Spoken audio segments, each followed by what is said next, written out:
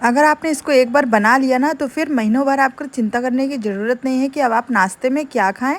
बाहर के मार्केट वाले कोई भी नाश्ते आपको लाने नहीं पड़ेंगे, इतने टेस्टी और यमी ये घर पर ही बनकर तैयार हो जाएगा। तो चलिए शुरू करते हैं।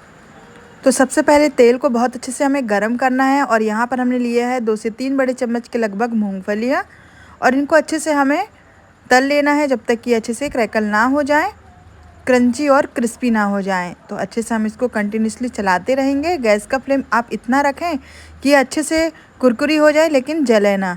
तो ये देखिए बढ़िया से ये फूट फूट कर फ्राई हो गई हैं। अब हम इन्हें निकाल लेंगे बाहर किसी बाउल में। सारी मूंगफलियों को हम इसी तरह से निकाल लेंगे। अब यहाँ पर हमने लिया है एकदम छोटी कटोरी में पोहा। तो आप इसको इस तरह से फ्राई कर लें। क्योंकि ये मोटा वाला पोहा है इसलिए हमने यहाँ पर इसको फ्राई किया है। तो ये देखिए एक छोटी कटोरी से ये कितना सारा बन गया। आप अपनी क्वांटिटी के हिसाब से जितना चाहें उतना आप इस तरह से फ्राई कर सकते हैं। तो सारे पोहे को देखिए 2 मिनट के अंदर ये फ्राई हो गया है। इसको निकाल लेंगे बाहर। अगर आपको बहुत ज़्यादा बनाना है तो आप और भी कर सकते हैं। अब यहाँ पर मैंने लिए हैं करी पत्ते और इन्हें भी अच्छे से हमें फ्राई कर लेना है। तो एकदम ये कुरकुरी और क्रंची हो जाएंगी। अगर आपके पास ड्राई वाली हो ना तब भी आप इसको इसी तरह से फ्राई करके निकाल लें। अब यहाँ पर हमने लिए हैं काजू। तो आप काजू, बादाम, किशमिश अपनी क्वांटिटी के हिसाब से डालें जितनी आपको पसंद हो या जितना आपको खाने में अच्छा लगता हो नमकीन वगैरह में। तो इससे नमकीन देखने में तो सुंदर लगती ही लगती है और खाने में और भी ज़्यादा टेस्टी और हेल्दी। सारी चीज़ें फ्राई करी हुई हैं।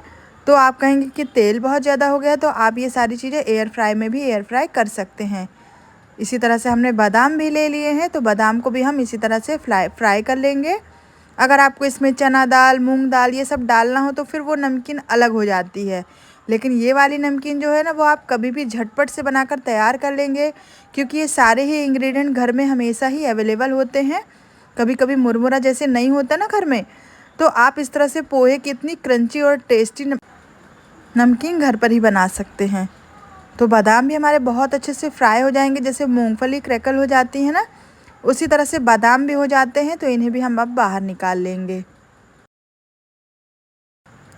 सारे बादामों को हमने बाहर निकाल लिया है। अब हमने जितना फ्राई करना था सारी चीज़ें कर ली हैं।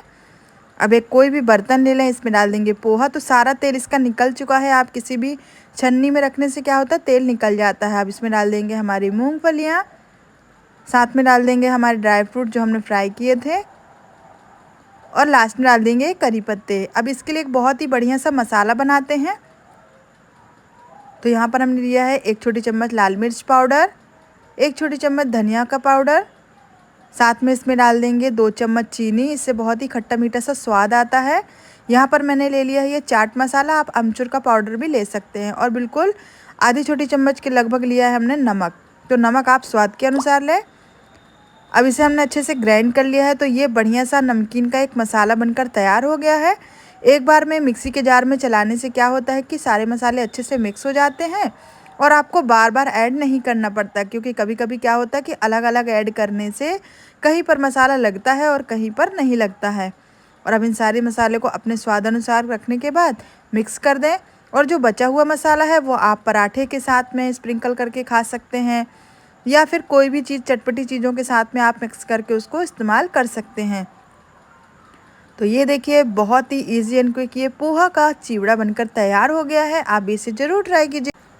तो मैंने तो इसे बच्चों के लंच बॉक्स में दिया, उन्हें बहुत पसंद आता है। तो आप साइड टिफ़िन में, हस्बैंड के टिफ़िन में या फिर कभी भी खाने के लिए आप इसे ज़रूर ट्राई कीजिएगा। वीडियो पसंद आई हो तो लाइक